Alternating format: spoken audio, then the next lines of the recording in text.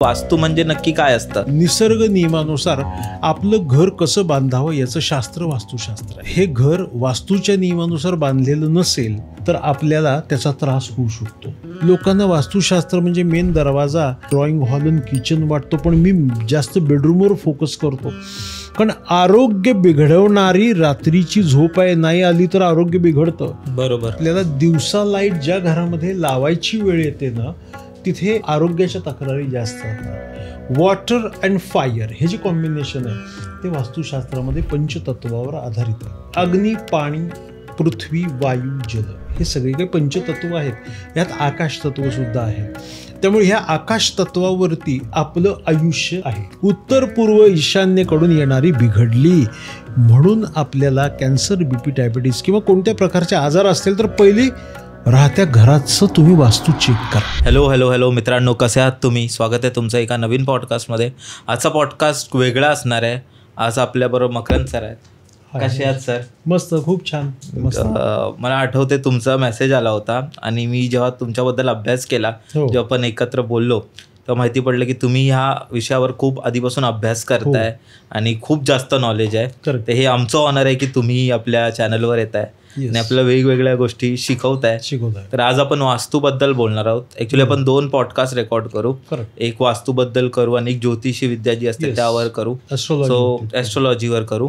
So माझे प्रश्न खूप बेसिक असणार आहेत. तुम्हाला असंही वाटू शकते की बाबा काय विचारतंय एवढं, तर खूप बेसिक असणार आहेत की जे लहान मुलालाही ते गोष्ट समजतील. हो, त्याच्यातूनच आपल्याला चांगलं ज्ञान मिळू शकेल आणि प्रेक्षकांना त्यातनं वास्तूचे बेसिक्स कळतील जे इम्पॉर्टंट आहे. बरोबर. ग्रामर ओके तर पुढे चांगले मार्क पडू शकतात. बरोबर.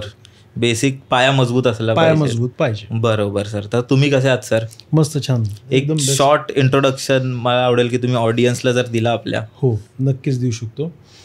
गेल्या 22 वर्षापासून मी वास्तुशास्त्र आणि ॲस्ट्रॉलॉजी कन्सल्टंट आहे आणि लोकांच्या आयुष्यात प्रॉब्लेम का होतात, कशामुळे होतात हे शोधत गेलो आणि लोकांच्या म्हणण्यापेक्षा आपल्या की बाबा ह्या घटना का आयुष्यातून आपल्या आलेल्या आहेत, का आपल्याला याच्यातून त्रास झालेला आहे.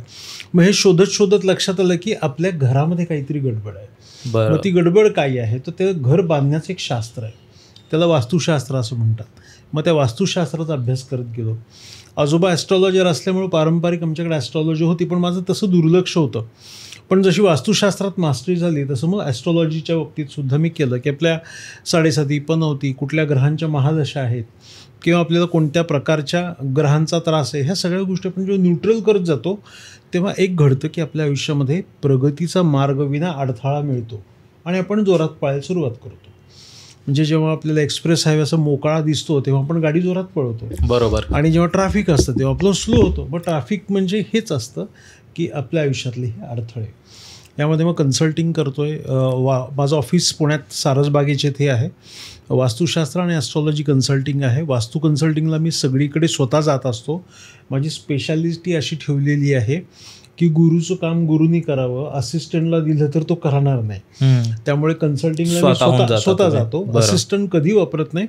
एक्स्ट्रीम खूप आता परदेशात आहे की मला एवढा वेळ मिळत नाही, ते काम मी ऑनलाईन करतो, म्हणजे बसून करतो. प्लॅनवरनं कन्सल्टिंग, व्हिडिओ मागवले जातात, प्लॅन केले जातात. मग अशा ठिकाणी देखील कन्सल्टिंग माझंच चालतं. पण प्रत्यक्ष वास्तू व्हिजिटला जाण्यामध्ये मला जो आनंद आहे तो मी असिस्टंटला पाठवून कधी गमवू शकत नाही. ही माझी एक स्पेशालिटी आहे आणि 22 वर्षापासून अखंड सगळं असंच चालू आहे प्रॉपर. वा सर, तुम्ही 22 वर्ष बोललात. 22 वर्ष माझं वय आहे, तर तुम्ही तेव्हापासून करताय. वा, खूप खूप भारी. तर मला सर्वात आधी हे प्रश्न विचारायचं आहे की हे वास्तू म्हणजे नक्की काय असतं? आजकाल सोशल मीडियावर जसं ट्रेंडवर इंस्टाग्राम रील्स चालू आहेत, सो आता एक ॲस्ट्रॉलॉजी, स्टोन, क्रिस्टल, वास्तू हे सर्व खूप ट्रेंडिंग टॉपिक झाले. पण ते खूप गोष्टी अशा असतात जे आपल्याला समजत नाही. तर ते नक्की काय असतं वास्तू म्हणजे? हा छान प्रश्न आहे, कारण बेसिक्स आपल्याला क्लिअर थोडे होणं गरजेचं आहे. बरोबर. वास्तू म्हणजे आपलं राहतं घर. तर वास्तुशास्त्र म्हणजे काय? निसर्ग नियमानुसार आपलं घर कसं बांधावं याचं शास्त्र वास्तुशास्त्र आहे. आणि जर हे घर वास्तूच्या नियमानुसार बांधलेलं नसेल, म्हणजे निसर्गाच्या नियमानुसार बांधलं नसेल, तर आपल्याला त्याचा त्रास होऊ शकतो. बरं. आता निसर्गाचे नियम काय आहेत की घरात सूर्यप्रकाश पाहिजे. घरामध्ये आपल्याला रात्री शांत झोप येण्याच्या दृष्टीने खूप कोणते आवाज नको आहेत. यानंतर शुद्ध हवा घरात येणं गरजेचं आहे. म्हणजे जर आपल्याला दिवसा लाईट ज्या घरामध्ये लावायची वेळ येते ना, तिथे सॉरी मित्रांनो, तुम्हाला मध्येच थांबवतोय मी, पण एक महत्त्वाची गोष्ट तुम्हाला सांगायची आहे. तुम्हाला माहिती आहे का, जवळजवळ 80% लोक व्हिडिओ बघून सुद्धा आपल्याला सबस्क्राईब नाही करत. तर त्यांना हे सांगायचं आहे की प्लीज सबस्क्राईब करा, कारण जेव्हा तुम्ही सबस्क्राईब करता आम्हाला प्रोत्साहन मिळतं असेच व्हिडिओज बनवण्याचं. तर नक्की सबस्क्राईब करा. आणि तुम्हालासुद्धा तुमच्याकडेही काही अशा गोष्टी असतील किंवा तुम्हाला शेअर करायचे असतील जे तुम्हाला वाटते की अजून लोकांनी ऐकावं, तर खाली एक गुगल फॉर्म दिलेला असेल तोही नक्की भरा आणि आपण मी पॉडकास्ट करू शकतो. आम्ही तुम्हाला कॉन्टॅक्ट करू जर तुमच्या गोष्टी चांगल्या असतील तर. ठीक आहे, आता तुम्ही स्टोरी कंटिन्यू करा. बाय. म्हणजे जर आपल्याला दिवसा लाईट ज्या घरामध्ये लावायची वेळ येते ना, तिथे आरोग्याच्या तक्रारी जास्त असतात. म्हणजे दिवसा लाईट का लावा लागतो? सूर्यप्रकाश येत नाही, मग तिथं आरोग्याच्या तक्रारी जास्त होतात. म्हणजे सूर्यप्रकाश कमी आहे. आणि आपल्याकडे जेव्हा डॉक्टरांकडे जातो, डॉक्टर म्हणतात की तुमच्या रिपोर्टमध्ये डी विटॅमिन कमी आहे. मग डी विटॅमिनसाठी पर्याय 2, एक तर सूर्यप्रकाश घ्या किंवा डी विटॅमिनच्या गोळ्या घ्या. म्हणजे काय होतं की इथे आपल्याला रिपोर्ट सांगतोय की आपल्याला सूर्याची ऊर्जा कमी आहे. म्हणजे घराचा एंट्रन्स पूर्व दिशेला पाहिजे, कारण तिथनं सूर्य येतो. सूर्याचा प्रकाश आपल्या घरामध्ये येणं खूप गरजेचं आहे. त्यामुळे आपल्याला वास्तुशास्त्र हे शरीराशी इतकं जोडलेलं आहे. आता एक छोटंसं उदाहरण सांगतो की आपल्या शरीरात देखील सूर्याची ऊर्जा रोज लागते. कारण आपली ही जी नाकपुडी आहे ना, ही सूर्यनाडी म्हणलेलं आहे. आणि ही जी डावी नाकपुडी आहे ती चंद्रनाडी म्हणलेलं आहे. शिवशक्तीचा सिम्बॉल आपण बघतो. उजवी बाजू शिव आहे म्हणजे पुरुष तत्व, आणि डावी बाजू ही पार्वती म्हणजे स्त्री तत्व आहे. म्हणजे आपल्या शरीराची डावी बाजू ही स्त्री तत्वाची आणि उजवी बाजू ही पुरुष तत्वाची आहे. वॉटर अँड फायर हे जे कॉम्बिनेशन आहे ते वास्तुशास्त्रामध्ये पंचतत्वावर आधारित आहे. बेसिक काय, अग्नी, पाणी, पृथ्वी, वायू, जल हे सगळे काही पंचतत्व आहेत. यात आकाश तत्वसुद्धा आहे. त्यामुळे ह्या आकाश तत्वावरती आपलं आयुष्य आहे. आता हेच आपण बघतो की अग्नी आपल्या शरीरात आहे, आपल्या घरात आहे आणि आपल्या कारमध्ये सुद्धा आहे. बरं. ह्या तीनच रिलेशन आपण जर पाहिलं तर अग्नी काय करतोय, अग्नी हा फायर आहे आणि तो आपल्याला घरात सूर्याकडनं मिळतो, सन एनर्जी.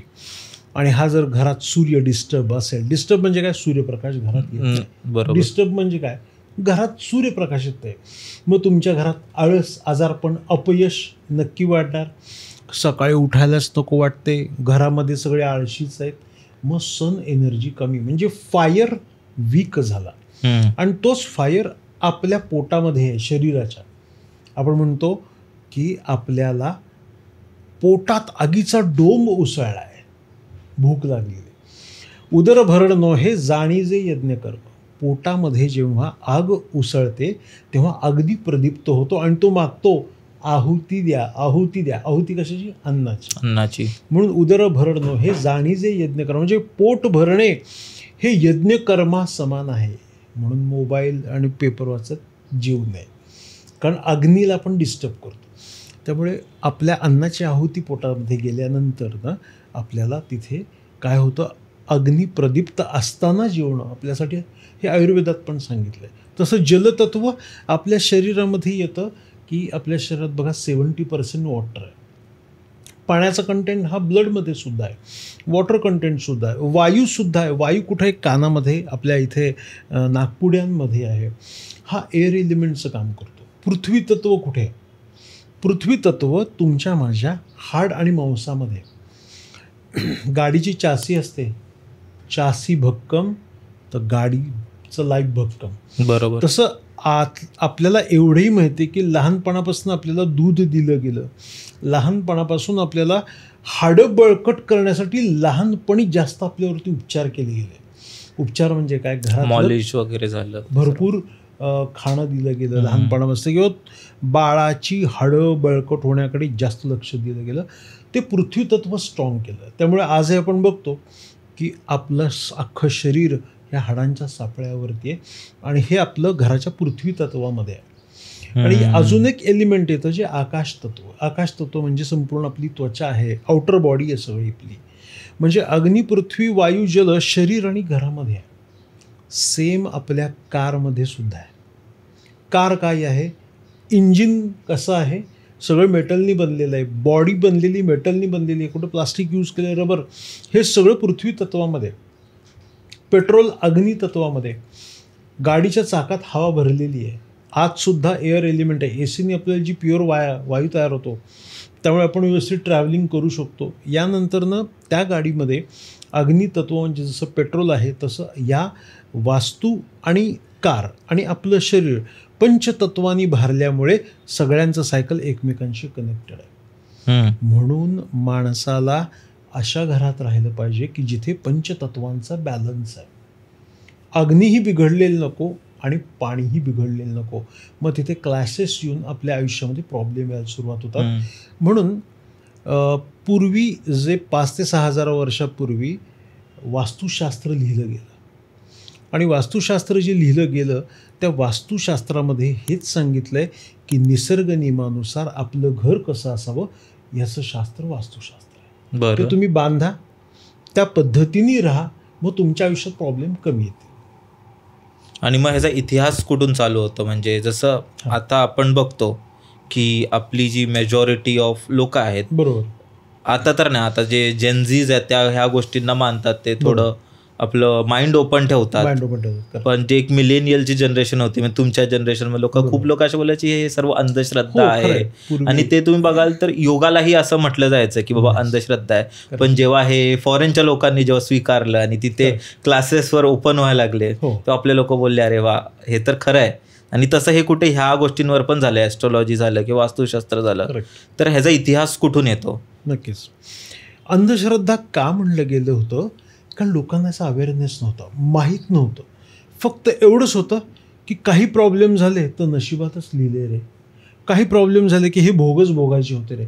पण हे कळत नव्हतं की आपल्या घरामध्ये चुकीच्या ठिकाणी खड्डा असल्यामुळे आपल्या घरात ॲक्सिडेंट होतात, कॅन्सर, BP, डायबिटीस होतात. टॉयलेटच्या जागा किंवा कुठे घरामध्ये रंग चुकलेला आहे, जुन्या वास्तूमध्ये आपण राहतोय. तर ह्या बेसिक गोष्टी वास्तूनुसार असावं हे शास्त्र ॲक्च्युली लुप्त झालेलं होतं. ह्याची थोडीशी हिस्ट्री मी सांगतो. आता तुम्ही सांगितलं की ह्याचं ओरिजिन काय किंवा वास्तुशास्त्र कुठे, तर वास्तुशास्त्र कुणी लिहिलं या छोट्याशा गमती ऐकून घ्या.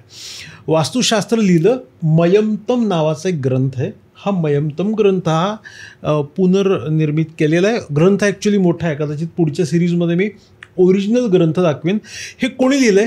रावणाचा सासरा मंदोदरीचा वडील मयासूर राक्षस मयमतम ग्रंथ लिहिला. मयमत म्हणजे मय राक्षसाचं मत, मयमतम हा ग्रंथ लिहिला. तर पृथ्वीचे जो निर्माण करता ब्रह्मा आहे, जो आपल्या नाभीमध्ये आहे, तो ब्रह्मदेव. ब्रह्मदेवाचे 2 आर्किटेक्ट होते. एक विश्वकर्मा, ब्रह्मदेवाचे सुपुत्र. विश्वकर्माजी कोण? आपण बरेचसे सुतार लोक जेव्हा एखादं साईटचं काम सुरू करतात तेव्हा हंसावर बसलेले आणि अशी दाढी असलेल्या एका छोट्याशा फोटोची पूजा करतात. वो ब्रह्मा क्रिएटर. ते ब्रह्मदेवाचे सुपुत्र विश्वकर्मा यांचा विश्वकर्मा प्रकाश आणि मयमतम हे 2 ग्रंथ जे आहेत ते आद्य ग्रंथ, म्हणजे वास्तुशास्त्राची भगवद्गीता आम्ही असं म्हणतो. तर मय राक्षसाने काय काय केलं? गांडीव धनुष्य निर्माण केला, त्यानंतरनं आपलं पुष्पक विमान निर्माण केलं, सुदर्शन चक्र, म्हणजे जेवढे काही देवांचे अथवा राक्षसांचे मायावी अस्त्र किंवा मायावी जे काही महल होते. आपण तो विषय लहानपणीचा आठवतोय तुम्हाला की तो असा महाल तयार केलेला होता की असं दुर्योधन दिसलं त्याला की तिथे जमीन आहे, तो पाण्यात पडला. बरोबर, पाणी होतं तिथे जमीन होती. हे जे सगळे मायावी होते तो मयमतम या मयासुरांनी केलेले. मग पृथ्वीचे आर्किटेक्ट ब्रह्मदेवांनी 2 नेमले गेले. ते पहिल्यांदा मयासूर आणि विश्वकर्मा प्रकाश. त्यांनी काय केलं की ह्या सर्व भौगोलिक परिस्थितीचा अभ्यास केला आणि वास्तुशास्त्रही निर्माण केलं. आता वास्तुशास्त्र यांनी निर्माण केलं, पण तुम्हाला पूर्वीच्या आता तानसेन ह्या गायकाची कथा माहिती, तो राजाश्रयी होता. पूर्वी जेवढे काही सायंटिस्ट किंवा जे संशोधनकार होते उपजीविकेसाठी राजाश्रयी होते. बरोबर. आणि राजाला काय एम होतं की मला सर्व विद्या वापरून जगावर राज्य करायचं, शत्रूला नामोहरम करायचं. त्यामुळे राजांनी सगळ्या या संशोधकांना प्रॉपर दिले होतं राजाश्रय. मग हे वास्तुशास्त्र राजापुरतं मर्यादित होतं पहिलं. कारण हे जर ओपन अप झालं असतं आणि जर सामान्य लोकांपर्यंत पोचलं असतं तर राजाच्या हाताखालचा शिपाई, चांभार, लोहार, सुतार, हाताखालचे सर्व जे काही होते प्रजा, त्यांची अख्ख्या प्रजेची जर घरं वास्तुशास्त्रानुसार झाली असती तर राजाकडे काम कोणी केलं असतं. म्हणून हे राजाश्रय म्हणजे आजही आपण बघतो. आत्ता आपले 1 BHK फ्लॅट वास्तुनुसार बनतोय. आमच्यासारख्या लोकांनी अवेअरनेस आणला, टी व्हीवरनं यूट्यूबवरनं अवेअरनेस करून बिल्डर बांधतोय. पण पूर्वीचे महाल, पूर्वीचे जेवढे काय हवेल्यात ॲक्युरेट वास्तुनुसार, मंदिरं वास्तुनुसार, कारण त्यावेळेला हे एक राजांचं शास्त्र म्हणून वापरलं जायचं. सामान्य लोकांना भरडलेच जायचे कारण त्यांना हे माहीत नव्हतं. त्यामुळे काय झालं, आपल्या आजी आजोबा आईवडिलांपर्यंत हे पोचलं नाही ना, शाळेत शिकवलं नाही, आपल्या आईवडिलांना माहीत नाही. एकच गोष्ट माहीत होती शेतकरी दादाला की माझ्या घराचा दरवाजा उगवतीला बांधावा. हे आईवडिलांकडनं ऐकलं, बाळा तुझं घर बांधशील ना, उगवतीला दरवाजा घे, एवढंच. म्हणजे पूर्वेला दरवाजा घे, मग पश्चिमेला परसदार असावं. म्हणून पूर्वी आठवत असेल टॉयलेटला जा म्हणायचं नाही, परसाकडं जा म्हणायची. परसाकड लागली आई मला असं म्हणायचं. परस म्हणजे बॅकडोर, म्हणजे पश्चिमेला टॉयलेट असावं. हे बेसिक वास्तुशास्त्र असल्यामुळे त्यावेळेला लोकांचे प्रॉब्लेम घडलेच नाहीत चुकीच्या वास्तूमुळे. एन्व्हायरमेंट छान होतं, सूर्याचा प्रकाश घरात येत होता, लोक मोबाईल टी व्हीला अटॅच नव्हते, भरपूर काम करायचे, भरपूर चांगलं चोंगलं खायचे, व्यायाम व्हायचा आपोआपच दिवसभर. टॉयलेट वगैरे घरीही नसायचे त्यावेळी. मेन खूप महत्त्वाची गोष्ट, घरात टॉयलेट हा मोठा वास्तुदोष आहे आणि तो आपण आणलेला आहे आणि त्याला तुम्ही आम्ही अवॉइड करू शकत नाही. पण एवढंच आहे की त्याची निगेटिव्हिटी पर्सेंटेजनी कमी करण्यासाठी योग्य दिशेत वास्तूनुसार असणं गरजेचं आहे. असं हे मॅजिकली सायन्स आहे की तुमच्या आयुष्यात प्रॉब्लेम चालू आहेत ना, तज्ज्ञाचा योग्य सल्ला घ्या आणि घरातले बदल करा, अडथळे कमी होतील. नवीन घर बांधताय, नवीन फ्लॅट घेताय, कन्सल्टन्सी घ्या. फक्त कन्सल्टंट योग्य पाहिजे. कारण जसं आपली मग चर्चा झाली की 1-2 दिवसाचे कोर्स करतात, लगेच इन्स्टाला त्यांची जाहिरात असते आणि मग क्लायंटला तिथे बरेचसे परिणाम होतो. कारण अनुभव, आज 22 वर्षामध्ये लाखो वास्तू पाहिलेले आहेत आणि त्याच्यावरनं मी माझे पॅरामीटर फिक्स केलेत की नाही, आपल्याला ही गोष्ट करायची नाही आहे. आत्ता रिसेंटली मी चर्चा करत होतो, आज सकाळचीच गोष्ट त्या क्लायंटनी मला सांगितलं की सर आता आम्हाला शिफ्ट व्हायचं आहे आणि आता श्रावण महिन्याचा हा शेवटचा दिवस, आम्ही आता तिथे जातो, रविवारी शिफ्ट करतो. म्हटलं श्रावण महिना आता संपलेला आहे, हा भाद्रपद महिना सुरू होतो. आपल्या ग्रंथामध्ये आणि आपल्या पंचांगात सांगितलं की भाद्रपद महिन्यामध्ये घराचा गृहप्रवेश करू नये. म्हणलं आता सप्टेंबर ऑक्टोबर पंचांगात मुहूर्तच दिलेले नाही आहेत, तुम्ही अजिबात शिफ्ट करू नका. नाही सर आमचं बरेचसे आमचे पॅरामीटर चेंज होत आहेत, जुनं घर आजच रेंट संपतोय, रिन्यू करा म्हणलं. पण पंचांगात दिलं आहे ना की आपल्याला गृहप्रवेश करायचा नाही आहे, करू नका. त्यांना पटलं नाही. 2-3दा त्यांनी मेसेज केले, मी मेसेजला उत्तर दिलं नाही. आज येताना त्यांचा फोन आला, सर आम्ही 2 महिने रेंट एक्सटेंड केलेले, पण तुम्ही म्हणलेल्या मुहूर्तालाच वास्तुशांत करून घरात जाऊ. कारण मी एक वाक्य पाळतो, शास्त्र आधारे वर्तावे. म्हणजे शास्त्रानुसार जर आपण गेलो तर आपल्याला कुठेच अडथळे येत नाही, असा सगळा विषय. बरोबर. तर जसं आपण मगाशी बोललो की वास्तूच्या हिशोबाने सर्व गोष्टी बदलतात. करेक्ट. तर एक असतं की एक माणूस असतो, जसं तो आधी खूप श्रीमंत असतो. बरोबर. आणि हे झालंही, मी माझ्या समोरही खूप लोक बघितले आहेत की एका घरातून ते आधी त्यांच्याकडे खूप पैसा असतो, तिथे खूप श्रीमंती असते, हेल्थ चांगली असते, मग ते लोक शिफ्ट करतात, त्यांचं ऑफिस झालं किंवा घर झालं, आणि शिफ्ट केल्यानंतर दुसरीकडे गेल्यानंतर मग ते डाऊनफॉल सुरू होतं. आजचं बोलायला गेलं तर डाऊनफॉल सुरू होतं, मग ते परत लॉस येतात, तोटा होतो धंद्यात. तर ते कसं होतं आणि त्याला आपण कसं अवॉइड करू शकतो? एक्झॅक्ट.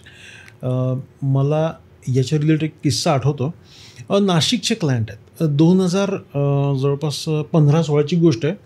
त्यांच्या घरात काही प्रॉब्लेम सुरू आहेत, प्रत्येकाच्याच घरात प्रॉब्लेम सुरू होतात तेव्हा मला बोलवतात.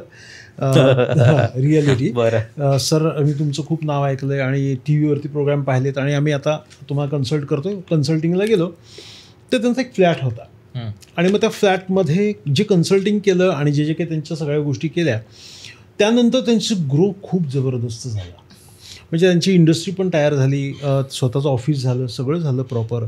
आणि मला नंतरनं ह्या गोष्टीतल्या काहीच माहीत नाही, कारण 2015 नंतरनं डायरेक्टली 2023ला त्यांचा फोन आला की सर खूपच आम्ही मेजर प्रॉब्लेममध्ये आहोत आणि हे आहोत. पण जेव्हा वास्तू व्हिजिट झाल्यानंतरनं मला माहीत होतं की त्यांचा ग्रोथ झालेला आहे. आपल्या वास्तू व्हिजिटनंतरनं त्यांचे जे जुना फ्लॅट होता तर त्या फ्लॅटमध्ये त्यांची प्रगती झाली, इंडस्ट्री झाली, ऑफिस झालं, इथपर्यंत सगळं माहीत होतं. पण 2023ला त्यांचा फोन आला.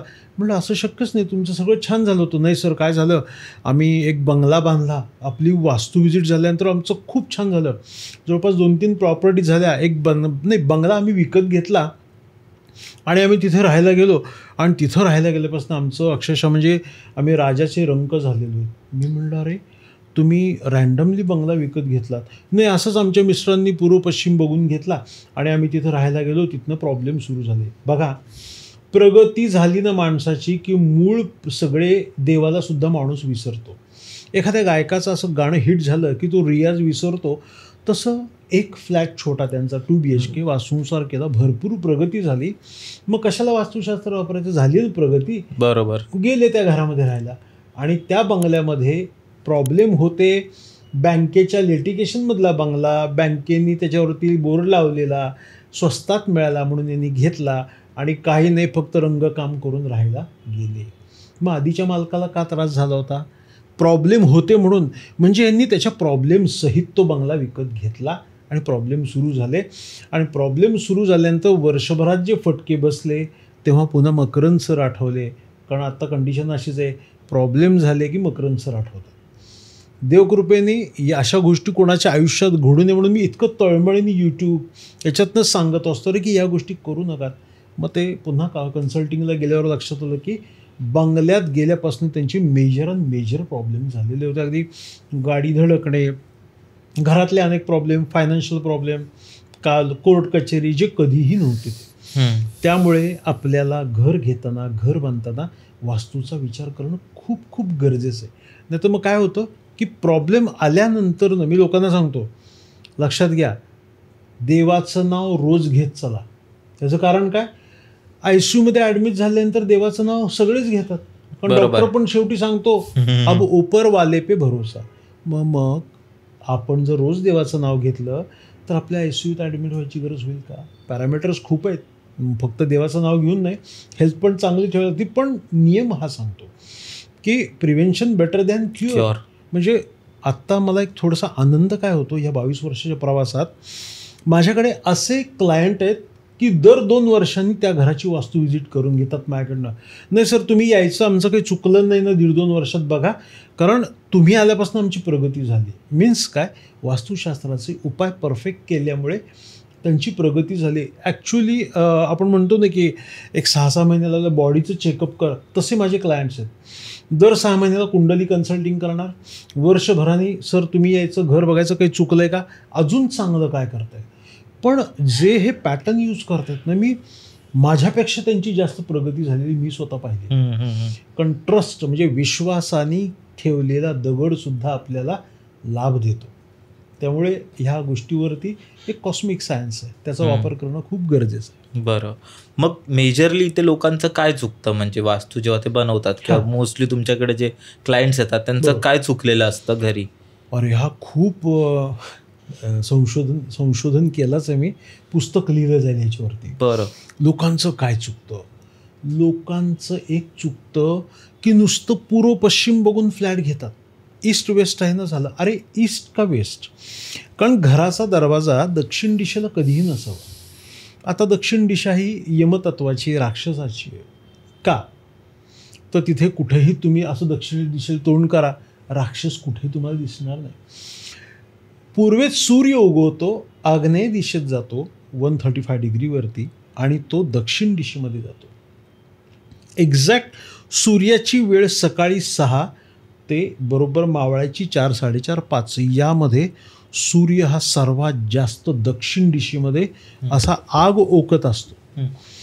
आणि ह्या सूर्याचा जो प्रकाश आहे त्याला आपल्याला निगेटिव्ह अल्ट्राव्हायोलेट असं म्हणतात. अतिनील किरणांचा मारा दक्षिणेतल्या सूर्याकडनं होतो आणि सूर्य बघा काय करतो, सगळं शोषून घेण्याचं काम करतो. जे कडक ऊन काय करतं, शोषून घेतं पाणी.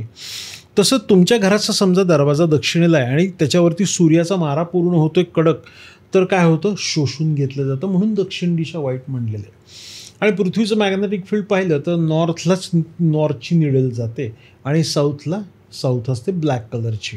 हो काय अंतरामध्ये आपल्याला दिसतं. त्यामुळे फ्लॅट घेताना नुसतं पूर्व पश्चिम बघून कधी घेऊ नये. वास्तुतज्ञाच्या मार्गदर्शनाशिवाय तर पुढे जाऊ नये, मी 100% सांगतो. कारण आज असंच हवेत, म्हणजे पैसे आले, मोठं झालं की काही दिसत नाही, बिनधास्त सगळ्या गोष्टी घ्यायच्या आणि प्रॉब्लेम झाल्यानंतर मग कन्सल्ट करायचं, असं न होता जे मार्गदर्शन घेऊन आपण खूप बिग शॉट बघतो.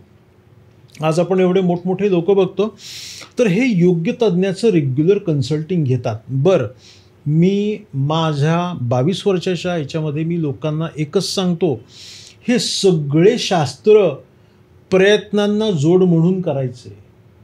देईल हरी खाटल्यावर असं कधी होत नाही. तुम्ही हे सगळं करताय आणि घरात बसलं काही कामच नाही केलं. प्रयत्नांना जोड म्हणून आपल्याला करायचं आहे. त्यामुळे तुम्हाला ह्याचं यशसुद्धा मिळतं. म्हणजे बराच आता उपाय असतात, कमेंट्स येतात की आता माझे तर इतके यूट्यूबवरती पैशाच्या बाबतीने, इंस्टाग्रामवरती आहेत रील्स आणि याच्यामध्ये कमेंट्स येतात की एवढंच केल्याने हे होतं का. पण मी त्यात रील्समध्ये सांगितलेलं असतं, लोक पूर्ण ऐकत पण नाही.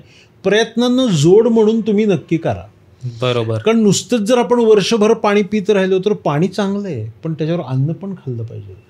त्यामुळे लोकांचं चुकतं असं की कन्सल्टिंग न करता वास्तू विकत घेतली जाते. कुणाचं तरी मार्गदर्शन घ्या रे, फक्त तज्ज्ञ योग्य पाहिजे, ही आता मला सांगावं लागते. बऱ्याच वेळेला असं लक्षात येतं की अनेक ठिकाणी लोक कन्सल्टिंगला जाऊन येतात.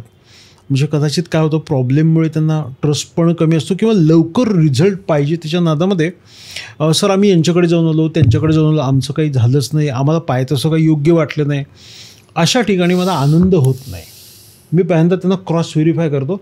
अरे कुठल्या तरी तज्ज्ञाकडे तुम्ही जाऊन आलेला आहात, म्हणजे कुठल्या तरी डॉक्टरांकडे जाऊन आल्यात, त्या डॉक्टरांनी सांगितलेले किती उपाय केले तुम्ही, किंवा कोणत्या वास्तुज्योतिष तज्ज्ञाला सांगितलेले उपाय तुम्ही कंप्लीट केले, आधी ते कंप्लीट करा. नाही तर पुन्हा काय व्हायचं, अनेक लोकांना नुसते अनेक डॉक्टरांकडे फिरायची सवय असते, पण पथ्य पाळायचे नाहीत, वेळेवर गोळ्या घ्यायच्या नाहीत. तसं वास्तुतज्ञाचा विषय तोच होतो की जो वास्तुतज्ञ म्हणतो तो काहीतरी उपाय देत असतो, पण ते कंप्लीट करत नाही, नुसते इकडून तिकडं. मग त्यांना मी जरा स्टेबल करतो. देवकृपेने आजपर्यंत माझ्याकडे, म्हणजे वास्तू कन्सल्टिंगला, म्हणजे माझी कंपनी वास्तू तथास्तू, वास्तुतथास्तू.com ही वेबसाईट आहे, यूट्यूब चॅनल, इंस्टाग्राम त्या नावाने आहे. आणि वास्तू तथास्तू हा शब्द जगात माझ्या नावावरती रजिस्टर आहे, म्हणजे ट्रेडमार्क आहे, रजिस्टर आहे.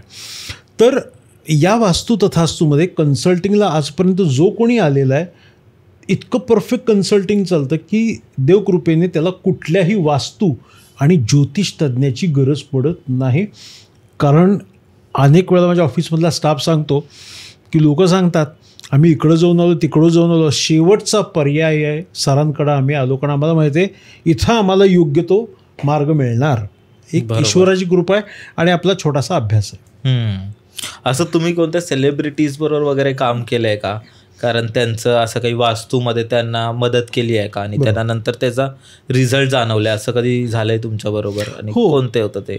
मी अनेक सेलिब्रिटींना कन्सल्टंट आहे आणि बरेचसे काही नेते मंडळी आहेत त्यांनाही कन्सल्टंट आहे, त्यांच्या वास्तू केलेल्या आहेत. बरेचसे फिल्म स्टार्स आहेत की ज्यांचे बंगलोज केलेले आहेत. अनेक म्युझिक डायरेक्टर्स आहेत ज्यांना टोटली कन्सल्टिंग केलेलं आहे. प्रॉब्लेम्समध्ये असल्यानंतरनं देखील त्यांना फोनवरनं प्रत्यक्ष मार्गदर्शन देऊन त्यातनं बाहेर काढलेलं आहे. आता आघाडीच्या संगीतकारामध्ये देवा काळजी जे गाणं आहे त्याचे विजय गवंडे ते माझे क्लायंट आहेत. यानंतरनं आता धर्मवीर, हंबीरराव या चित्रपटाचे आघाडीचे संगीतकार अविनाश विश्वजित हे माझे क्लायंट आहेत. आता आपण बरेचसे शिवाजी महाराजांची आज जी गाणी गाजत आहेत, तर त्या गाण्याचे जे गायक आहेत अवधूत गांधी हे सुद्धा माझे क्लायंट आहेत. आणि रिसेंटली जिला आत्ता एका चांगल्या चित्रपटासाठी महाराष्ट्र शासनाचा सुंदर पुरस्कार मिळाला, प्रख्यात गायिका आनंदी जोशी ही सुद्धा माझी क्लायंट आहे. आणि मंगेशकर परिवारामधलं एक महत्त्वाचं रत्न राधा मंगेशकर म्हणजे लता दिदींची आवडती भाची राधा मंगेशकर ही सुद्धा माझी क्लायंट आहे. हे सगळे रेग्युलर माझ्याकडनं मार्गदर्शन घेतात. आता सेलिब्रिटीमध्ये भरपूर म्हणजे टॉपमोस्ट पण आहेत आणि बेसिक्स पण आहेत, कारण त्यांना माहिती आहे की आपल्या सरांकडे गेल्यानंतर आपलं नक्कीच चांगलं होतं. वास्तुशास्त्राच्या दृष्टीने एक छोटासा किस्सा सांगतो की वर्ल्डमधला एक टॉपमोस्ट अभिनेता आणि सगळ्यांना लोकप्रिय गळ्यातला ताईतेज, त्याची पुण्यातली एक प्रॉपर्टी होती. मला माहीत नव्हतं की ह्याची प्रॉपर्टी, मला फक्त ती ॲनालाइज करण्यासाठी नेलं. जवळपास 2000 म्हणजे ही 12 वर्षापूर्वीची गोष्ट कंपल्सरी, म्हणजे थोडंसं अंधुकसं आठवतं, माझ्याकडे लिहिलेलं पण आहे. आणि ह्या प्रॉपर्टीच्या बाबतीमधलं ॲनालायझिंग मला करायला लावलं. मला एवढंच सांगितलं होतं की या प्रॉपर्टीच्या बाबतीमध्ये ही प्रॉपर्टी घेतल्यापासून किंवा नावावर आल्यापासून ही व्यक्ती थोडी मोठी आहे, सेलिब्रिटी, त्याला प्रॉब्लेम आलेला आहे. मी सगळं चेक केलं. तो बंगला पुण्याच्या हडपसर साईडमध्ये आहे, टी जॉईंटवरती आलेला आहे. आणि टी जॉईंट म्हणजे रस्ता जिथे संपतो, म्हणून ज्या घरावरती रस्ता संपतो अशी वास्तू घेऊ नये. दक्षिण दिशेलाच त्याचा एंट्रन्स होता, दक्षिण दिशेला नैऋत्य दिशेला स्विमिंग टँक होता. अख्खी वास्तू ही ईशान्य उत्तरेत बांधलेली, म्हणजे वास्तुशास्त्राच्या बेसिक नियमानुसार तो बंगला नव्हता. आणि तो एक ब्रँड ॲम्बॅसिडर करायचं म्हणून तो बंगला त्या अभिनेत्याला दिलेला होता, गिफ्ट म्हणून दिलं होतं. हो, गिफ्ट डीड केलं होतं. कारण ब्रँड ॲम्बॅसिडर म्हटल्यानंतर आता सेलिब्रिटीजनं यूज करतात आणि मोठमोठ्या स्कीम्स करतात. आणि तो बंगला दिला 15 वर्षापूर्वीची, तर नक्की गोष्ट ही तो दिलेला होता. आणि मी तो पाहिला आणि माझं डिसिजन असं होतं की हा बंगला विकून टाकायचा, घ्यायचा नाही. म्हणजे घेतलेला आहे तो लवकरात लवकर रिलीज करून टाकायचा. या बंगल्यावरचं नाव काढल्यानंतर तो बंगला बहुतेक त्यावेळेला 9 कोटीला विकला गेला. कारण आपण विचार करू शकणार नाही इतक्या मोठ्या ते सेलिब्रिटीज होता. मी हिंटसुद्धा देणार नाही, कारण माझी प्रायव्हसी पॉलिसी खूप आहे. मला विचारलं की तुमच्याकडे रिझल्ट मिळाल्या क्लायंटचं नाव सांगा. आता ह्या सेलिब्रिटीजमध्ये मी तुम्हाला संगीतकारांची नावं सांगितली. आज प्रथित यश आहेत. संगीतकार सलील कुलकर्णी, संदीप खरे, अजय अतुल, हे सगळ्यांना मार्गदर्शन रेग्युलर चालतं.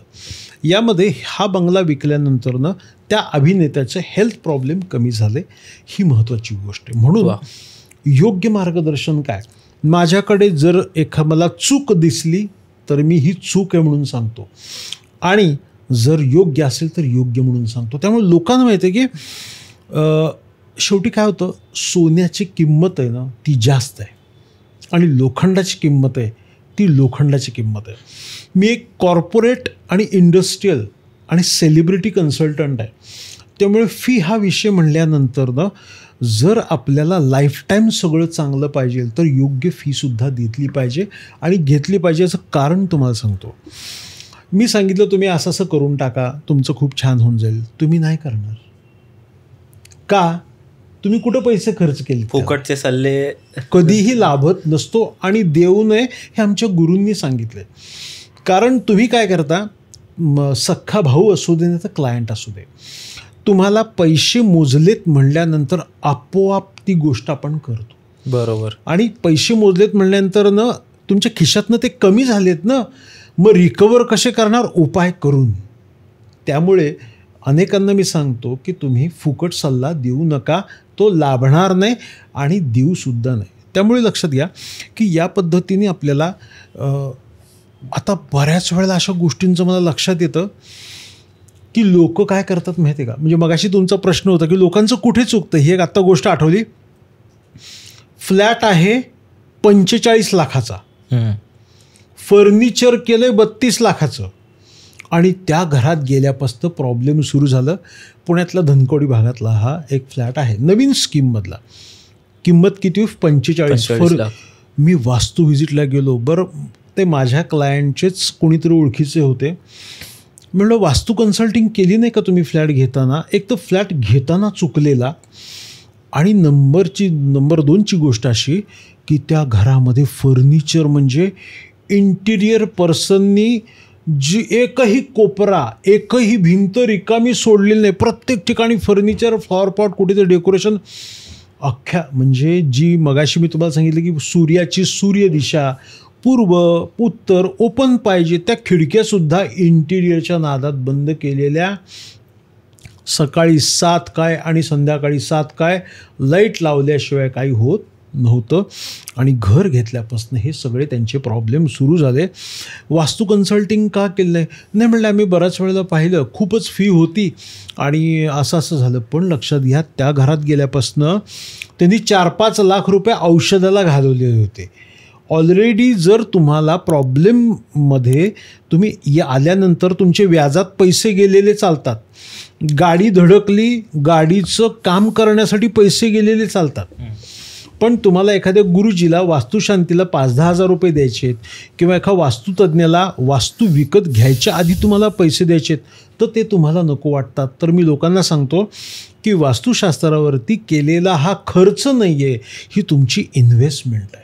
मी मगाशी सांगितलं ना की माझे खूप क्लायंट आहेत, म्हणजे माझ्याकडे लिस्ट आहे. दरवर्षी जवळपास माझे 20 ते 25 क्लायंट आहेत. सर यायचं, तुम्ही घर बघायचं.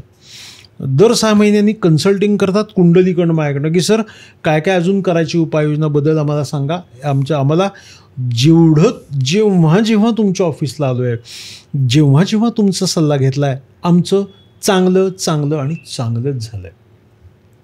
काल माझ्या ऑफिसमधनं मला एक व्हॉट्सअपचा मेसेज पाठवला, त्यात त्यांनी लिहिलं होतं, बघा आपल्याला कशा पद्धतीने परमेश्वर मार्गदर्शन चांगलं मिळालं तर काम करून घेतो. त्याने सांगितलं की सर 2022ला मी कन्सल्टिंग केली. ही कोल्हापूरची गोष्ट आहे.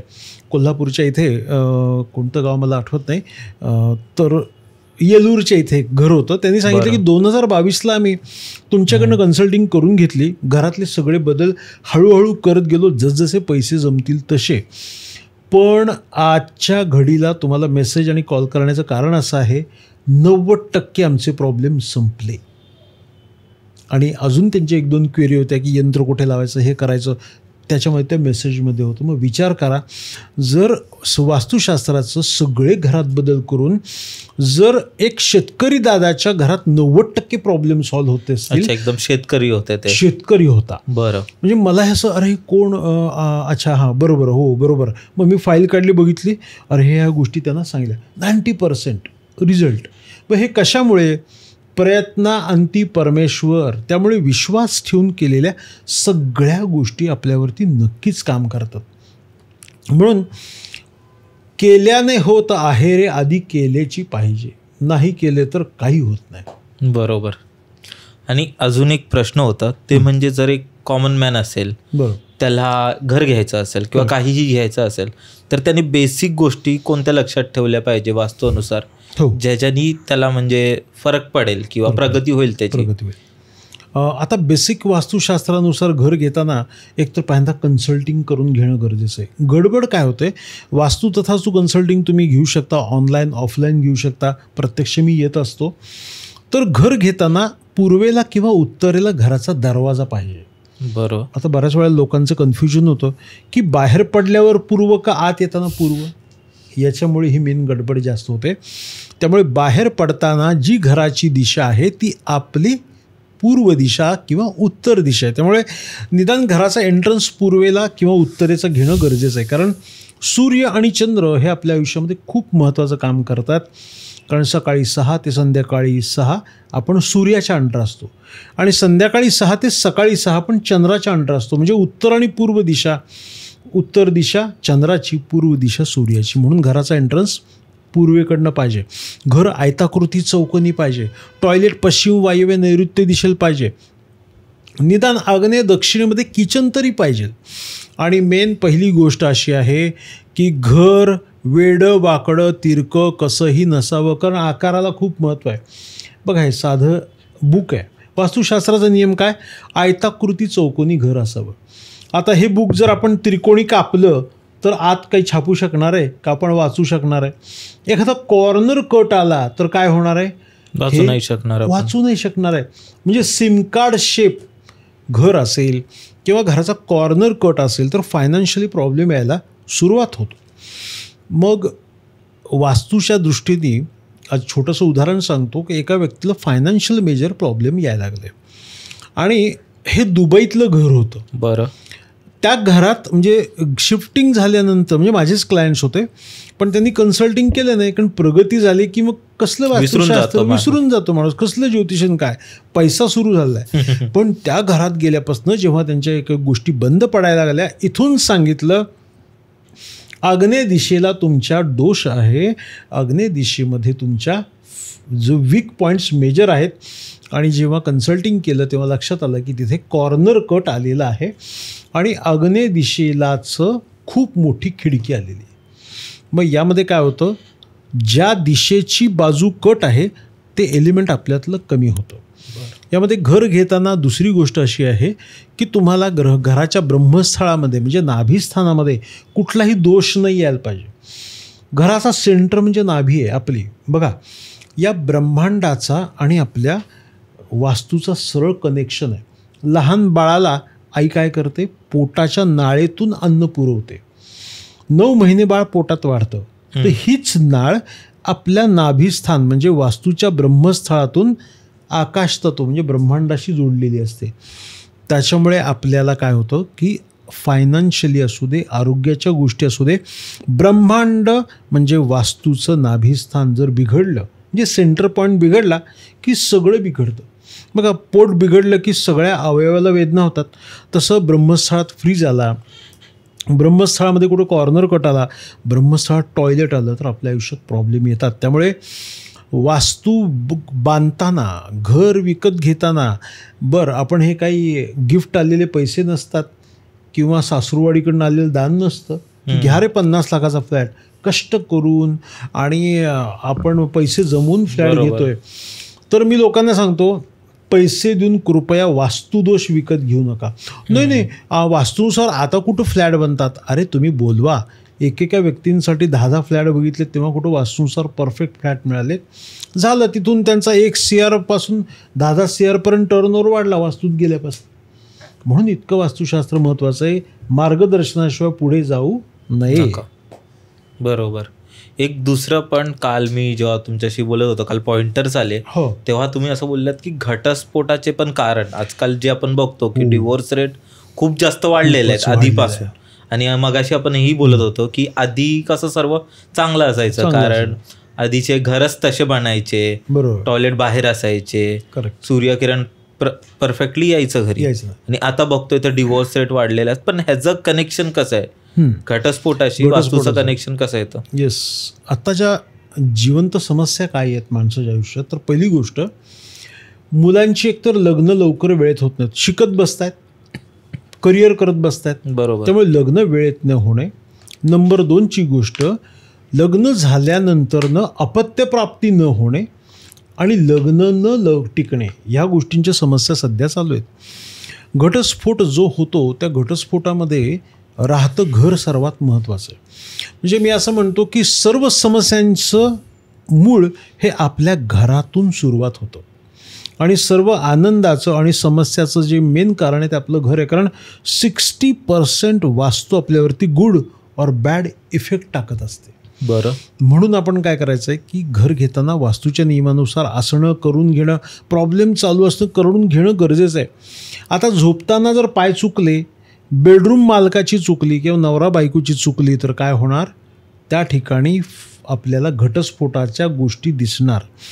त्यामुळे घराचा संबंध घटस्फोट होण्यामध्ये, घराचा दरवाजा नैऋत्येला आलेला आहे, तुमची बेडरूमच ईशान्य दिशेला आली आहे, घराच्या बेडरूममध्ये तुम्हाला कुठल्याही प्रकारचा सूर्यप्रकाश येत नाही आहे, हेल्दी बेडरूम नाही आहे, तरीसुद्धा ह्या गोष्टी होतात. आता मी एक नियम नक्की केलेले आहेत, म्हणजे माझ्या TV प्रोग्राममध्ये यात मी सांगत आलेलो आहे, तुम्ही तुमच्या बेडच्या खाली इलेक्ट्रिक वस्तू, इलेक्ट्रॉनिक वस्तू, भांडी, चांदीचे कुठले ज्वेलरी किंवा बंद पडलेल्या वस्तू अशा कुठल्याही बेडच्या खाली ठेवू नका. कारण रात्री ज्याची झोप छान त्याचं आयुष्य छान. मग मला सांगा, नवरा बायको त्या बेडवरती अशा झोपलेत की खाली सगळं अडगळ भंगार ठेवलेली आहे, कसं हेल्दी लाईफ जगणार? बरं. तुमच्या बेडरूममध्ये जर बेडच्या समोर आरसा आला असेल तर नवरा बायकोंची काय कोणाचीच झोपसुद्धा व्यवस्थित होत नाही. हेल्दी हाऊस ही कॉन्सेप्ट जी आहे ती वास्तू तथास्तू कंप्लीट करते. त्यामुळे घटस्फोटाचे हे जे सध्या प्रमाण वाढलेले आहेत त्याला 60% घराचा संबंध आहे. म्हणून नवरा बायकोची बेडरूम कुठे असावी? ईशान्य उत्तरेत नसावी, पूर्वेत्तर नसावी. बेडरूमसाठी पश्चिम, वायव्य आणि नैऋत्य दिशा ही आयडियल आणि एकदम बेस्ट आहे. त्यामुळे नैऋत्येतली बेडरूम ही दीर्घायुषी बनवते. नैऋत्य दिशेमध्ये बेडरूम असेल तर नैऋत्य दिशेचं तत्व काय? पृथ्वी आहे. स्टेबिलिटी ठेवायला चालू करते. मग ही स्टेबिलिटी तुम्हाला कोण देतं? नैऋत्य दिशा देते.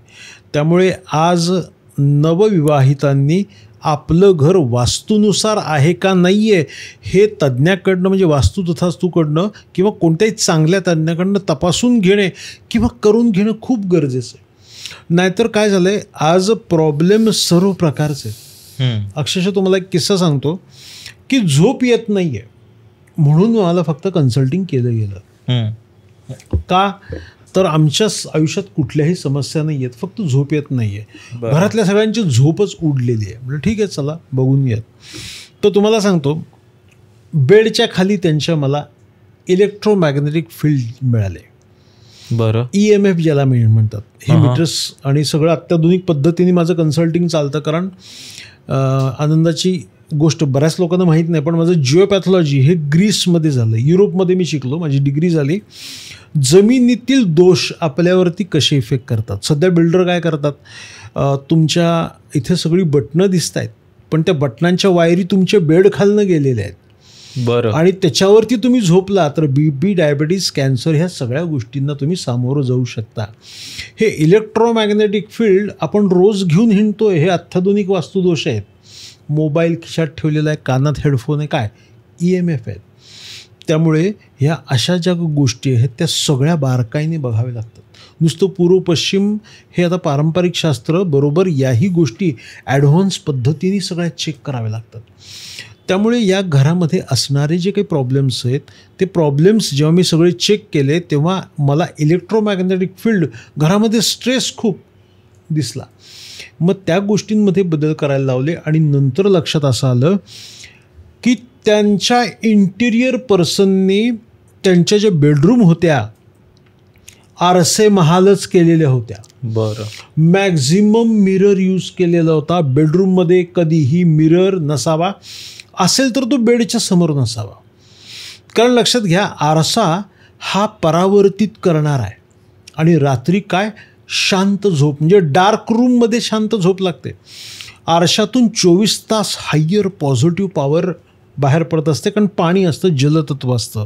बेडसमोर आरसा म्हणजे त्या घरात गेल्यापासून त्यांना जवळपास 6-7 महिने झोपच नाही सर. या तिन्ही गोष्टी क्लिअर केल्या आणि काही इतर उपाययोजना होत्या त्याही केल्या. आज शांत झोप लागते, ही महत्त्वाची गोष्ट. त्यामुळे आपल्याला नवरा बायकोंचं बेडरूम आणि घर सगळं परफेक्ट असणं गरजेचं आहे की दीर्घायुषी सगळ्या गोष्टी राहतील. बरोबर. आणि ह्याचं कॅन्सर तुम्ही बोलात, कॅन्सर आणि डायबिटीज ही ह्याच्या मागचं कारण असू शकतं वास्तूचं. पण ते कसं काय? कारण ते तर हेल्थचे इश्यूज असतील ना, कोणाचं खाण्यापिण्याचं पथ्य नीट नसेल तर वास्तूशी त्याचं काय रिलेशन आहे? वास्तूचं रिलेशन असं आहे की आरोग्य घडतं आणि बिघडतं त्याच्यामध्ये 60% वाटा हा घराचा आहे. बरं. आता बऱ्याच वेळेला काय होतं, घराची जी शुभ दिशा आहे, देवदिशा आहे, पूर्व आणि उत्तर, या ईशान्य दिशेमध्ये जर टॉयलेट आलं तर कॅन्सर होऊ शकतो. तुमच्या घरामध्ये हेल्थ, वेल्थ म्हणजे प्रत्येक गोष्टीची एक दिशा आहे. आरोग्याची दिशा आहे, धनाची दिशा आहे, एज्युकेशनची दिशा आहे. तुमच्या घरामध्ये बिझनेस सेक्शन आहे. तसं आरोग्याची दिशा उत्तर, पूर्व, ईशान्य बिघडली की तुम्हाला तो प्रॉब्लेम येणार. 3 दिवसापूर्वी मी सांगलीला कन्सल्टिंगला गेलो होतो. सांगलीच्या पुढे मिरजगाव. वडिलांना हार्ट अटॅक आलेला आहे आणि वडिलांनी सांगितलं की सरांकडनं कन्सल्टिंग करायची, मला त्याचा त्रास होतो आहे. कन्सल्टिंगला गेल्यानंतर लक्षात आलं की त्यांची उत्तर दिशेला वॉशिंग मशीन ठेवलं आहे, उत्तर ईशान्य दिशेमध्ये संपूर्ण टॉयलेट आलेलं आहे, तिथेच सेप्टिक टँक आली, तिथंच बोरिंग आलेली. अशा उत्तर दिशेतल्या दोषांमध्ये दिसलेले बदल हे सगळे करायला लावले. आता त्यांनी करायला सुरुवात केलीत. झोपण्याच्या पोझिशन देखील चुकल्या तरी आपल्या आयुष्यात प्रॉब्लेम येतात. फक्त झोपण्याची जागा आणि दिशा बदलून आरोग्याच्या तक्रारी कमी केलेल्या. कोणत्या दिशेने झोपलं पाहिजे याचं मूळ सूत्र कुठे सापडतं? पुन्हा ग्रंथांचा आधार, चरक संहिता म्हणजे ज्याच्यावरती सगळं मेडिकल सायन्स आहे, त्या चरक मुनींनी एक वाक्य लिहून ठेवलं आहे की जहाँ पे वास्तुदोष होता है वहाँ पे किसी भी औषधी मात्रा नहीं चलती है. बरं. म्हणजे तुम्ही आधी तुमचं घर वास्तुदोषयुक्त असेल तर तुम्ही ते सुधारा, तर तुमच्या औषधाचा विषय. उदाहरण कॉमन आहे, सगळ्यांच्या आयुष्यात आहे. बघा, पेशंट हॉस्पिटलमध्ये नेला, बरा झाला, घरी आणला, बिघडला, हॉस्पिटलमध्ये पुन्हा नेला, चांगला झाला, घरी आणला, बिघडला. कशामुळे? घराची वास्तू चुकीची. म्हणजे काय? जीवनाला आवश्यक असणारी जी ऊर्जा आहे, पॉझिटिव्ह ऊर्जा, उत्तर पूर्व ईशान्येकडून येणारी बिघडली. म्हणून आपल्याला कॅन्सर, BP, डायबिटीज किंवा कोणत्या प्रकारचे आजार असतील तर पहिली राहत्या घराचं तुम्ही वास्तू चेक करा. कारण negative attract negative, positive attract positive. आपण जर पूर्व दिशेला पाय करून झोपत असेल, पूर्व दिशा सूर्याची आहे आणि दक्षिण दिशा यमतत्व सांगितलं म्हणजे पुन्हा सूर्याची, त्यामुळे सूर्य दिशेला पाय करून झोपला तर आरोग्याच्या तक्रारी होतात. म्हणून कायम शुभ दिशा उत्तर सांगितलेली आहे. दक्षिणेला डोकं, उत्तरेला पाय करून झोपलं तर लाभ त्याचा भरपूर होतो. म्हणून आपल्याला काय करायचं आहे की घरातल्या रात्रीची म्हणजे बेडरूमवरती माझं आता नवीन पुस्तकसुद्धा येईल, ते स्पेशल फॉर बेडरूम वास्तूचं आहे. तर त्यामध्ये अनेक गोष्टी मी कव्हर केलेल्या आहेत की कशी बेडरूम असली पाहिजे. लोकांना वास्तुशास्त्र म्हणजे मेन दरवाजा आणि ते ड्रॉइंग हॉल आणि किचन वाटतो, पण मी जास्त बेडरूमवर फोकस करतो. कारण आरोग्य बिघडवणारी रात्रीची झोप आहे, नाही आली तर आरोग्य बिघडतं. आपण बघा ना, हॉटेलला जातो आणि झोपच नाही झाली रे माझी. ट्रॅव्हलिंग करत ट्रिपवरनं आल्यानंतर लक्षात येतं की नुसतीच धावपळ झाली आणि रात्रीची झोप नाही. घरी आल्यावर आपल्या शांत झोप लागते. बरोबर. त्यामुळे तुमचा बेड कसा असावा, तुमचं बेडरूम कसे असावी, बेडरूममध्ये काय असावं काय नसावं हे सगळं आलेलं त्या पुस्तकामध्ये आणि लवकरच ते प्रकाशित होईल. अक्षय कोल्हापूर, कराड, सांगली, सातारा इकडे तर मी बेडरूमच्या बेडच्या खालनं ढाली तलवारी पण काढलेल्या आहेत. इतक्या सगळ्या गोष्टी आहेत. का तर बेडच्या खाली काय एनर्जी आहे त्यानुसार तुमची झोप आहे. बरोबर. म्हणजे एखाद्या शेतकऱ्याला खाली गोंगडी टाकून जी झोप येते ती आपल्याला मलमलीत त्या बेडवरती सुद्धा येत नाही, कारण हे सगळं सिंथेटिक झालं आहे. नेचर से कनेक्शन तुटलेलं आहे. अगर नेचर से हम कनेक्टेड रहेंगे तो हेल्दी रहेंगे. म्हणून कधी समुद्र किनारी जा, नदी किनारी जा, डोंगर दऱ्यामध्ये जा, काय भारी वाटतं, फ्रेश झालो रे असं वाटतं. आणि तेच आपण जर ह्या सगळ्या 24 तास मोबाईल, मॅग्नेटिक फील्ड, इलेक्ट्रिकल, ऑफिसमध्ये बघा ना, कम्प्युटरवर तासाभरात आपण असं डीम होऊन जातो. कारण तुमच्या शरीरावरती ते निगेटिव्ह मॅग्नेटिक फील्ड पूर्ण इफेक्ट करतं. म्हणून चष्मा लागणे, लवकरच स्किन डिसीज होणे, केस गळणे, हे सगळे कशामुळे झालेत? अत्याधुनिक वास्तुदोषामुळे झालेले आहेत. त्यामुळे आपल्याला परफेक्टली कन्सल्टिंग करून लाभ घेणं आणि आपल्या आयुष्याची मर्यादा वाढवणं खूप गरजेचं आहे. तर सर, आता जेव्हा आपण इंस्टाग्रामवर बघतो किंवा आपण असंच फेसबुक, यूट्यूबवर बघतो तर बघतो की दर तिसरी चौथी ॲड हे यंत्रांची असते. श्रीयंत्र झाले किंवा वेगवेगळे यंत्र, ब्रेसलेट वगैरे बघतो. तर नक्की समजा हे वास्तू शांत करायला किंवा आपल्या आजूबाजूचं म्हणजे प्रसन्न वातावरण करायला आपण कोणते असे यंत्र वापरावे? कारण ते ॲड्स येतात ते माहितीच नाही पडत ते नक्की खरे आहेत की फक्त त्यांना विकायचं आहे म्हणून ते लोक विकतायत. तसं आपण यंत्रांचा जर विचार केला तर आपल्याला तो थोडेसे फास्ट रिझल्ट मिळण्याच्या दृष्टीने एक डिव्हाइस आहे यंत्र. म्हणजे आता जे अंतर आपल्याला 2 व्हीलरनी आपण गाठू शकतो तिथे कार वापरणार आहेत का? जे 2 मिनटं चालायचं आहे तिथे आपण 2 व्हीलर वापरू का? नाही. जिथे गरज आहे तिथे आपण यंत्र वापरतो. कार आणि 2 व्हीलर म्हणजे यंत्रच आहे की माझा वेळ वाचावा, काम जलद व्हावं. बरोबर. या पद्धतीने वास्तूची जी यंत्र आहेत ती अशा पद्धतीने काम करतात की आता काही पिरॅमिड्स आहेत, क्रिस्टल्स आहेत, बऱ्याचशा असे डिव्हायसेस आहेत की जे आपल्याला तिथली निगेटिव्ह ऊर्जेला पॉझिटिव्ह ऊर्जेमध्ये कन्व्हर्ट करण्यासाठी काम करतात. मग यामध्ये अशा अनेक यंत्रांचा जी शॉपी आहेत आपल्या वास्तू तथास्तू ऑफिसमध्ये वास्तुतथास्तु.com वेबसाईटवरती आहे, ज्यावरून तुम्ही बाय करू शकता. आता एक छोटंसं यंत्र मी तुम्हाला दाखवतो जे खूप फेमस आहे आणि ज्याचा खरोखरी चांगला फायदा होतो. हे आहे वास्तू तथास्तू स्पेशल श्रीयंत्र. या श्रीयंत्रासाठी खाली लाल आसन दिलं जातं आणि यावरती ठेवलं जातं. तर हे तुम्हाला दाखवण्याचं कारण आहे, हे जास्त ट्रेंडिंगमध्ये बघा श्रीयंत्र प्रत्येकाच्या घरात दिसतं. हे काय, हे ब्रासचं ओरिजिनल श्रीयंत्र आहे. या श्रीयंत्राला 8 लेयर्स आहेत, म्हणजे अष्टलक्ष्मींचं हे एकत्रित असणारं यंत्र आहे. श्रीयंत्राला यंत्रराज म्हणलेलं आहे, म्हणजे यंत्रांचा राजा म्हणलेला आहे. हा यंत्रांचा राजा का, एका या श्रीयंत्राची पूजा केली तर अष्टलक्ष्मी आणि 8 दिशांची पुन्हा आकाश आणि पृथ्वी तत्वाची एकत्रित पूजा केल्याचं फळ मिळतात. या श्रीयंत्राला जेव्हा पूजा केली जाते तेव्हा त्याला कुंकुमार्चन करणे, महालक्ष्मी अष्टक वाचणे, महालक्ष्मीचा जप करणे, हे बेसिक गोष्टी नित्यनेमाने केल्यानंतर ना काय रिझल्ट मिळतात. तर मी आजपर्यंत पाहिलं आहे की माझ्या घरात श्रीयंत्र नव्हतं आणि स्थापन केलं, त्यानंतर ना पैसे यायला टिकायला वाढायला सुरुवात झाली. मग हेच रिझल्ट मला दिसल्यानंतर मी लोकांना द्यायला चालू केलं. मग त्यांच्या घरात स्थिर लक्ष्मी, आरोग्य लक्ष्मी, धनलक्ष्मी ह्या सगळ्या गोष्टींमध्ये लाभ होतो. श्रीयंत्र कसं असावं, ब्रासचं असावं, पितळेचं असावं, स्फटिकाचं असतं पण त्याच्यामध्ये जास्त ड्युरेबिलिटी नसते, पूजा करताना पडतं, त्यामुळे मी ब्रासचं श्रीयंत्र देतो. हे ऑफिसमधनं तुम्ही मागवू शकता. ऑफिसचा नंबर 9021 यानंतरनं कुबेराची ट्रेंडिंग तुम्हाला जास्त दिसतं की कुबेर महाराज हे खूप फेमस आहे. ब्रासची छान सुंदर मूर्ती आहे. कुबेर कुठे असावा, तर कुबेर तिजोरीत ठेवायचा नाही आहे. खूप लोकांचे गैरसमज आहे की कुबेर तिजोरीमध्ये ठेवावा. कुबेर हा आपल्या घराच्या उत्तर दिशेत दक्षिणेला तोंड करून किंवा दक्षिण दिशेत उत्तरेला तोंड करून पाहिजे. कुबेर काय आहे, धनांचा राजा आहे, उत्तरेचा स्वामी कुबेर आहे. त्यामुळे उत्तर दिशेमध्ये कुबेर आला तर आपल्याला लाभ भरपूर होतो. अशा अनेक जे काही यंत्र आहेत त्याचा फायदा आपल्याला भरपूर होतो. पण पुन्हा प्रयत्नांना जोड म्हणून नुसतं श्रीयंत्र ठेवून पैसे येणार नाही. तुम्ही पळा, मेहनत करा, 24 तास घासा, तेव्हा श्रीयंत्राची ऊर्जा तुम्हाला एक लाभ मिळणार असेल तर तो दुप्पट तिप्पट देते. म्हणजे जिथे 100 मिळणार आहेत तिथे 1000 देण्याचं काम श्रीयंत्र करते.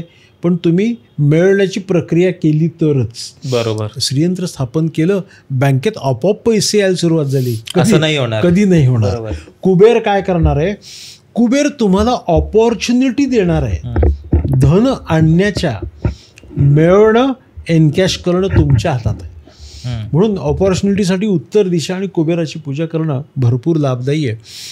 खूप छान छान यंत्र आपल्या आयुष्यामध्ये आहेत, फक्त ती प्रयत्नांना जोड म्हणून. आणि नंबर 2ची गोष्ट की विधिवत त्याचा वापर करणं आणि पूजा करून स्थापन करणं अतिशय बेस्ट आहे. बरोबर. एक अशा तुमच्याकडून, जसं आता आपण एपिसोडच्या एंडकडे येतोय, तर तुमच्याकडून काही असे वास्तू टिप्स काय असतील की जे लोकांनी ते फॉलो केलं त्यांना त्याचा फरक पडू शकतो, प्रगती होईल त्यांची? मी नेहमी कार्यक्रमाच्या शेवटी वास्तूच्या टिप्स देतो. वास्तूच्या टिप्समध्ये म्हणजे तुमच्या आयुष्यासाठी सुंदर लाभ मिळणार असे उपाय देतो. पहिली गोष्ट अशी आहे की तुमच्या आयुष्यातनं काळा रंग काढून टाका. बरं. काळा रंग कुठे वापरायचे, कपडे, मोबाईलचं कव्हर, आपल्या हातातले जे घड्याळ असतात त्यांचा स्ट्रॅप. तर तुमचा आळशीपणा आणि थोडासा आळस हा कमी होईल जेव्हा तुम्ही, आता ट्रेंडिंगमध्ये काळ्या रंगाचे कपडे जास्त आहेत. आणि negative attract negative, positive attract positive. काळा रंग शनीचा म्हणला जातो. त्यामुळे ह्या रंगाची आपल्यामध्ये ऊर्जा वाढल्यानंतर बघा ना, हे आमचं सांगणं सोडा, आम्ही वास्तुशास्त्रतज्ञ सोडा, आपल्या आजी आजोबा आणि आईवडिलांचंच हे वाक्य आहे, मी कोणाचं सांगत नाही आहे. आपली आई आजी सांगते काळं वापरू नका, संक्रांतीला फक्त महिलांना अलाव केलेलं आहे. त्यामुळे हे माझं मत नसून आपल्या पूर्वजांचं मत आहे, ते आपण फॉलो करणं गरजेचं आहे. कोरोनामध्ये कळलं आपला हात धुवून या, पाय धुवून या, हे आपल्या परंपरा आहे. त्यामुळे ही एक पहिली गोष्ट. नंबर 2ची गोष्ट अशी आहे की पूर्व पश्चिम झोपणं बंद करून उत्तरेला पाय करून झोपा. बरं. करेक्टली. उत्तर दिशा कुबेराची, धन वाढणारी आणि टिकण्याची दिशा आहे. नंबर 3ची गोष्ट, महत्त्वाचा सल्ला असा तुम्हाला सांगतो आहे की तुमच्या हातामध्ये कायम चांदीचं कडं वापरा. तुमची रास कुठली आहे, तुम्ही कोणतं रिलिजन फॉलो करता, काही नाही. चांदी वापरा. चांदी ही मन शांत करणार आहे. तुम्हाला आता लक्षात आलेलं आहे, म्हणजे आपल्याला सगळ्यांना की छोट्या छोट्या शॉर्ट टेम्परिंगमुळेच मोठमोठे घटना वाईट घडलेले आहेत. अचानक चिडणे किंवा तुमचा तोल घसरणे हे चांदी कंट्रोल करते. चांदी म्हणजे यंत्र आहे, त्यामुळे चांदीचं कडं तुमच्या हातात पाहिजे. मग महिला वर्ग म्हणणार आम्हाला काय टिप्स आहेत. तुम्ही पायात पैंजण चांदीचं धारण करा. स्त्री अथवा पुरुषांनी चांदी धारण केले की दोष कमी लागतात.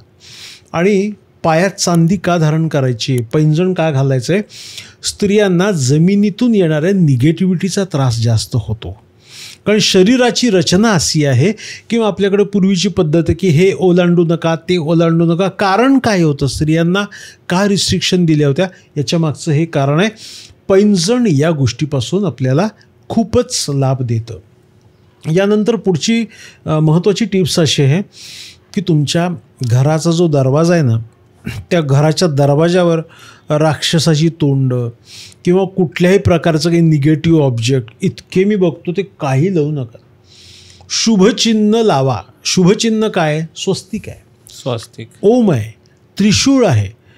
म्हणजे मी लोकांना सांगतो हे बाकीचं काही लावण्यापेक्षा तुम्ही छोटा मिकी माऊसचा जरी फोटो लावला तर तो तुम्हाला लोकांना आल्यानंतर आनंद वाटणार आहे, काहीतरी छान फील होणार आहे. बरोबर. त्यामुळे शक्यतो घराचा दरवाजा असा आकर्षक, सुंदर आणि देखणा परफेक्ट असला पाहिजे. दरवाजाला कर कर वाजणारा असेल तर त्याच्या बिजेगरीमध्ये तेल घाला. कारण किरकिर घरात का वाढते तर घराचा दरवाजा कर कर कर कर जो वाजतो तो आवाज नको आहे. बंद पडलेले मोबाईल, बंद पडलेले तुमच्या घरातल्या वस्तू, बंद पडलेल्या कुठले इलेक्ट्रॉनिक वस्तू तुमच्या आयुष्यामध्ये अडथळा आणणार. कारण राहू म्हणजे डिजिटल आहे. राहू हा डिजिटल असल्यामुळे राहूची एनर्जी घरामध्ये लॉक होते आणि अचानक घटना घडतात. त्यामुळे अडगळ भंगार नको त्या गोष्टी घरातनं काढून टाका. यानंतरनं तुम्ही जी काही वस्त्र धारण करताय त्या वस्त्र धारण करण्याचा जो वार आहे तो शुक्रवार आहे. बरं. अथवा सोमवार आहे. त्यामुळे शक्यतो नवीन वस्त्र धारण करताना शुक्रवारी विकत घ्या. आणि अगदीच नाही, कारण जनरल शनिवार रविवारच बाईंग होतं सुट्टी असल्यामुळे, पण नवीन कपडा वापरताना शुक्रवारी वापरा. कारण शुक्र हा आपल्याला लक्झरी देणार आहे. ॲस्ट्रॉलॉजीच्या याच्यामध्ये आपण याचे डिटेल्स सगळे घेणार आहोत. पुढची महत्त्वाची टिप्स तुम्हाला सांगतो की बंद पडलेल्या वास्तूमध्ये तुमची बंद बाईक असेल, घरामध्ये बंद वाहन असेल, बंद सायकली असतील, पहिल्यांदा काढून टाका, नाहीतर वापरात आणा. बंद पडलेल्या वस्तू आपल्या आयुष्यात सगळं बंद करण्याचं काम करा. मेरे को कुछ याद ही नहीं आता, मेरा कुछ अच्छा नहीं हो रहा, मुझे एक बहुत ही तकलीफ है. ही तकलीफ पहिल्यांदा सुरू होते आपल्या घरातल्या ब्लॉक्ड एनर्जीमुळे, जी बंद पडलेली. सिंपल गोष्ट आहे, वाहता रोड आहे आणि मोठा ट्रेलर बंद पडला. काय झालं, अख्खी वाहतूक एक्सप्रेस हायवेची थांबली. बंद पडलेल्या ट्रेलरमुळे जर वाहतूक बंद पडू शकते, तर तुमच्या घरातल्या एका बंद पडलेल्या मोबाईलमुळे किंवा कुठल्या तरी इलेक्ट्रॉनिक कोणत्या तरी सेटमुळे काय आहे, तुमची एनर्जी लॉक होते. गोष्ट छोटी असते पण लोकांना वाटतं की खूप मोठे प्रॉब्लेम आहेत. आरोग्याच्या दृष्टीने 2 महत्त्वाच्या टिप्स सांगतो की पहिल्यांदा तुम्ही लक्षात घ्या, आरोग्याच्या दृष्टीने तुमच्या घरामध्ये जी औषधं आहेत ना, न लागणारी औषधं पहिलं काढून टाका. कळतच नाही, अरे 2 महिन्यापूर्वी ही कशासाठी स्ट्रीप घेतली होती, डॉक्टरांनी आणली, 3-4 दिवसाची औषधं घेतली, झालं बरं, बाकीची पडली तशीच. आणि ती तशीच आहे अजूनपर्यंत, तशीच आहे. अक्षरशः मी 5-5 वर्षापूर्वीची मी एका घरामधनं औषधं गोळ्या काढल्यात. बरं, त्या अर्ध्या स्ट्रीप झाल्यामुळे तो प्रिस्क्रिप्शन परत पण घेत नाही आणि डॉक्टर म्हणतो की आता तुमचा आजार तर बरा झाला आहे. अक्षरशः काढायला लावलेली आहेत. कारण रिप्युटेशन औषधांचं याच्यामुळे वाढायला लागलं. कारण तुमच्याकडे जी गोष्ट मनात आणि घरात असते ना, त्याचं रिप्युटेशन जास्त होतं. त्यामुळे औषधं घेताना सुद्धा लक्षात ठेवा, पूर्वेला किंवा उत्तरेला तोंड करायचं, कारण शुभ दिशा आहे. औषध घेताना डोक्यात नका ठेवू काय माहिती आता बरं होणार आहे का नाही. बिलीव्ह सिस्टीम खूप महत्त्वाचं काम करते. एक गोळी मी औषध घेताना कधी गरज पडत नाही, पण अगदीच गरज झाली तरच म्हणतो की मला यांनी खूप छान वाटणार आहे असं म्हणून तुम्ही अन्न खातानासुद्धा शुभ बोला आणि शुभ विचार करून घ्या. औषध घेतानासुद्धा या गोष्टी महत्त्वाच्या आहेत. आता जेवतानाचा विषय असा आलेला आहे की तो खूप महत्त्वाचा आहे. जेवताना आणि वॉशरूममध्ये मोबाईल वापरू नका. बरं, हे खूप महत्त्वाची गोष्ट आहे. अन्न हे पूर्ण ब्रह्म उदर भरणो हे जाणीजे यज्ञ कर्म. मग जेवताना जर आपल्याला पूर्व दिशा असेल तर ती अतिशय महत्त्वाची. जेवताना उत्तरेला तोंड करणं अतिशय महत्त्वाचं. आणि तेच तुम्ही जर वॉशरूममध्ये टॉयलेटमध्ये जर तो मोबाईल घेऊन जाताय आणि तोच जर जेवताना तुम्ही वापरताय तर बघा निगेटिव्हिटी तुमच्या अन्नामध्ये ट्रान्सफर होणार आहे. जेवताना तोच हात तुमच्या आपण पोळी भाकरीला लागणार आहे. त्यामुळे लक्षात ठेवा, ही महत्त्वाची टिप्स आहे की शक्यतो जेवताना आणि टॉयलेटला जाताना मोबाईलचा वापर करू नका. आणि मोबाईलची अजून एक टिप्स महत्त्वाची सांगतो, तुमच्या मोबाईलचं कव्हर काळं नको आहे. मोबाईल घेताना शक्यतो काळ्या रंगाचा मोबाईल बाय करू नका. मस्तपैकी ग्रीन किंवा कोणत्याही प्रकारचा तुम्ही घेऊ शकता, पण शक्यतो काळ्या रंगाचा नक्कीच तुम्ही यूज करू नका. आणि ज्या गोष्टीचं टार्गेट तुम्हाला हवं आहे त्याचा वॉलपेपर ठेवा. रोज तुम्ही तो वॉलपेपर बघणार आहात. भले पैशाच ठेवा, कारचा ठेवा, एज्युकेशनचा ठेवा. तो वॉलपेपर तुमच्यावरती इफेक्ट करणार आहे. माझ्या इन्स्टा, फेसबुक याच्यावरती भरपूर छान छान वॉलपेपर्स मी दिलेत लोकांना, त्यातनं रिझल्ट मिळालेत. तुम्ही जॉईन करू शकता. बरं, हा पॉडकास्ट बघितल्यानंतर माझी आई नक्कीच मला ओरडणार आहे की फोनच्या बाबतीत आणि सर्व खूप खूप गरजेची, पण खूप म्हणजे खूप महत्त्वाची गोष्ट होती आणि खूप काही शिकायला मिळालं आम्हाला आज.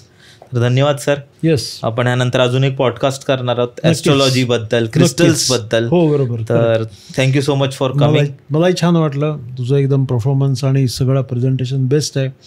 भरपूर लाखो लोक तुझं पॉडकास्ट आणि हे बघत असतात. तुला शुभाशीर्वाद. धन्यवाद. धन्यवाद सर. तर मित्रांनो, तुम्ही अजूनपर्यंत बघत असाल तर सरांच्या चॅनलला नक्की सबस्क्राईब करा. तुम्ही त्यांना इंस्टाग्रामवरही फॉलो करू शकता. सर्वांची लिंक डिस्क्रिप्शनमध्ये दिलेली आहे. तुम्ही जर चॅनलवर नवीन असाल तर आपल्यालाही सबस्क्राईब करा, इंस्टाग्रामवर फॉलो करू शकता. आणि आपण परत एकदा भेटू अशाच एका एपिसोडमध्ये. बाय.